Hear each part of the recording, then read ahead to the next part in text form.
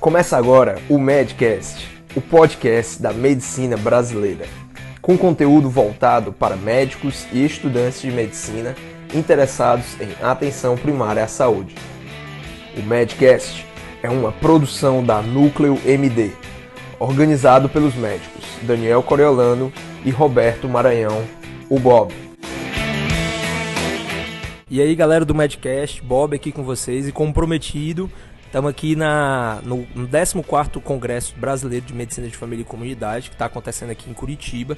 Está sendo um momento muito bom, muito prazeroso. Nesse primeiro dia nós já tivemos espaços muito bacanas, envolvendo questões, desde a questão de trabalhos científicos, né, e o questionamento sobre a importância e da quantidade de trabalhos que hoje nós temos disponíveis nos bancos de dados e como isso pode interferir na nossa prática do cotidiano, e particularmente uma área que eu tenho muito interesse, que é a área de cuidados paliativos, que tem um imenso rol aí de ações que nós, enquanto médicos de família, podemos ter dentro da atenção primária. E é dentro desse contexto, e mais especificamente falando da abordagem do luto, que eu estou aqui com o André Silva, que é membro da Sociedade Brasileira de Medicina de Família e Comunidade e acabou de apresentar aqui uma oficina sobre luto na atenção primária, só que com toda uma abordagem que a gente queria bater um papo aqui com ele. Então eu pedi para o André se apresentar aqui para vocês, tá certo? E aí em seguida eu vou questioná-lo aqui algumas coisas.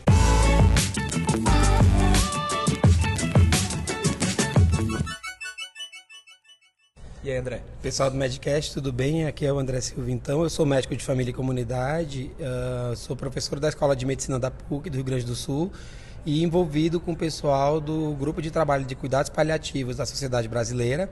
Atualmente eu sou diretor de residência e especialização Lato Sensu da Sociedade Brasileira e sou membro da Rede Nacional de Tanatologia. Tanatologia é a ciência, é o grupo que estuda o luto e suas vertentes e seus desdobramentos. Massa.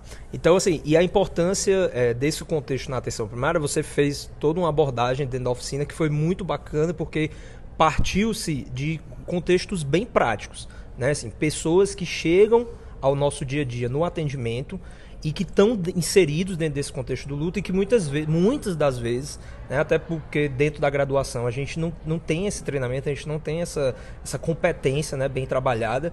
E é importante que nós saibamos acolher essas pessoas, né? E aí teve um ponto na sua apresentação que eu queria que você desse destaque, mas eu queria que você ficasse muito à vontade para compartilhar a sua experiência com os nossos ouvintes, que foi a questão da diferença entre a terapia do luto e o aconselhamento do luto. Então, André, gostaria aí que você abordasse aí para a gente e trouxesse um pouco dessas informações para os nossos ouvintes.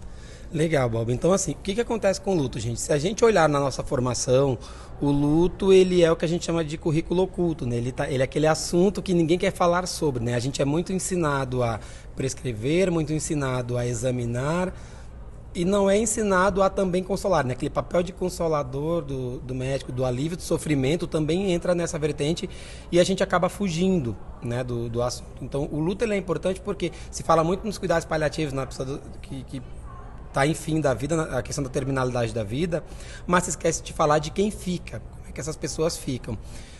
Com relação à pergunta entre a diferença de aconselhamento de luto e terapia, a atenção primária, por si só, todos os membros da equipe, aí eu não estou falando só do médico de família, qualquer profissional da saúde, ele pode ser um ótimo aconselhador de luto, porque tem maneiras aí de abordar e tem tarefas a se ensinar o processo do luto. E aí eu falo do luto aí enquanto processo. É um processo natural que é inerente à vida, né? A morte é uma coisa que ela existe porque a vida existe, né? Um dia a gente vai, enfim. Terapia de luto é uma outra questão, porque a terapia de luto envolve enquanto o luto como gatilho para psicopatologia. São coisas diferentes, né? O luto ele é um processo que a gente tem que viver, ele requer um tempo. A gente vai sofrer, vai chorar, vão ter flutuações, vão ter lembranças, isso é perfeitamente aceitável, mas a terapia do luto envolve uma outra questão, que é quando a pessoa já tem, às vezes, uma predisposição, tem um humor basal mais deprimido, e acaba que precisa ser encaminhada mesmo para fazer um tratamento, quando o luto ele está atrapalhando a sua vida social, né? Quando o foco sai do mundo, porque tem muita coisa da culpa no luto, né? Assim, eu poderia ter feito alguma coisa. Quando passa para mim, eu sou errado, eu tenho um problema, e a pessoa às vezes começa até com coisas mais sérias como ideação suicida, aí é que é importante realmente ter uma aproximação com um terapeuta de luto, né? Geralmente é o pessoal da psicologia que faz isso muito bem, existem terapeutas de luto que trabalham bem com isso. Está muito em voga até nas empresas funerárias terem psicólogos que fazem a terapia de luto. Para dar esse suporte para a família. Exatamente, num primeiro momento. Só que aí também, assim, pensa em nós na atenção primária. A gente segue acompanhando essas pessoas. Então a gente precisa também ter um mínimo de aconselhamento e saber em que momento ter uma aproximação com a terapia de luto. Pronto. E assim, e dentro do aconselhamento, que assim, é algo que dentro da atenção primária, como você falou, assim, qualquer um da equipe, né, ele pode se empoderar desse processo, e como isso é importante para o paciente, principalmente em alguns contextos em que o paciente não tem um bom suporte familiar, né? Você falou da questão, por exemplo, do ecomapa, né, que a gente fizesse essa análise, e quando o paciente ele tem um ecomapa muito empobrecido, né, é importante a equipe estar disponível, né, e fazer realmente essa sondagem. Mas assim, apenas assim, para os nossos ouvintes poderem entender, esse aconselhamento, né, que seria uma competência comum, né, poderia ser até do agente comunitário de saúde, né, como é que ele poderia ser feito? Assim, na prática, como é que se traduz esse aconselhamento? Bom, como eu tinha falado antes, né, o luto ele é um processo. Então não é uma coisa que não é uma feridinha que vai fechar e sarar, porque a pessoa partiu, né, como eu falei na própria oficina, né, o amor e o luto, né, o amor e a perda são faces da mesma moeda. A gente sofre com uma perda porque a gente ama, tem apegos, né? A gente gosta do nosso pai, gosta da nossa mãe, marido, mulher, enfim, amigos. Então, o que acontece é que, por ser um processo, é possível se fazer acompanhamento desse processo ao longo do tempo. Assim, ao longo do tempo, com coisas simples, às vezes até o silêncio, né? Eu falei na oficina em silêncio, e o silêncio às vezes é importante. Tem 2 pontos chaves, né? 3 eu diria, que o processo ele é muito individual, né, que são 3 pontos importantes, que saber que cada um tem a sua dor, e por mais que eu me ponha empático, tal, eu jamais vou talvez saber o nível da dor, porque tem a morte específico da pessoa, né? Tem a questão de significados, qual é o significado daquela morte, as circunstâncias da própria morte. Então isso é uma coisa complicada, quando é repentina, quando não é, isso muda. E aí eu tenho que levar em conta essas variáveis, né? O segundo ponto envolve a questão do segmento enquanto é um processo, como eu disse, e um processo ele se acaba elaborando, não se elimina, né? Porque a pessoa segue viva nas memórias. Então a gente faz esse acompanhamento mais de perto, dando suporte, né? Não é uma coisa assim tipo envolve a questão da escuta, né? De você estar disponível. Exatamente, tem que estar muito aberto e aquela coisa, é literalmente o ombro amigo, sabe? Às vezes é só o ombro, a pessoa precisa só o ombro e precisa só do choro. Choro é terapêutico, gente. Eu acho que no luto não tem por que se abstrair a coisa do ai, não chora, do vai ficar tudo bem, como eu falei, que é uma inadequação em luto. O luto é um processo, precisa ser vivido. Ele precisa ser acompanhado no sentido de cuidado como cuidado integral da pessoa. Perfeito. Né? Mas vai além, assim, é de lembrar mais do que tudo da experiência da pessoa,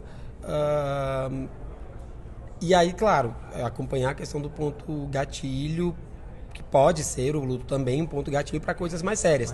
Mas enquanto tristeza, enquanto lembranças, enquanto sonhos, enquanto eu ouvi a voz da pessoa, isso vai acontecer. Isso é passível de acontecer, e o nosso papel é dar suporte, o silêncio terapêutico, a permissão do choro, acompanhamentos mais seguidos, se a pessoa acha que o sofrimento dela está intenso, porque aí tem aquela questão a minha dor é maior, né? A minha dor é importante, e a gente tem que falar, olha, eu estou aqui, eu estou entendendo que tu estás com dor, estás sofrendo, e não é questão de medicalizar, é questão de acompanhar mesmo, porque é processo, ele é um processo como a alegria de um pai que tem um filho vem ao mundo, é a alegria dos pais. Você não vai medicalizar a alegria, você não vai medicalizar a euforia, e do mesmo jeito você não vai medicalizar a tristeza. Exatamente, são sentimentos humanos, é inerente à natureza humana a gente ter esses sentimentos, né? Ter a alegria, ter a tristeza, a melancolia, a saudade, é tudo inerente à natureza humana. O nosso papel realmente o aconselhamento que a gente fala seria mais um acompanhamento, é aconselhamento no sentido do, olha, estou aqui, estou te ouvindo, meu ombro está aqui para o choro, e vamos conversar, eu posso tirar dúvidas, enfim, esse é o nosso papel. Maravilha.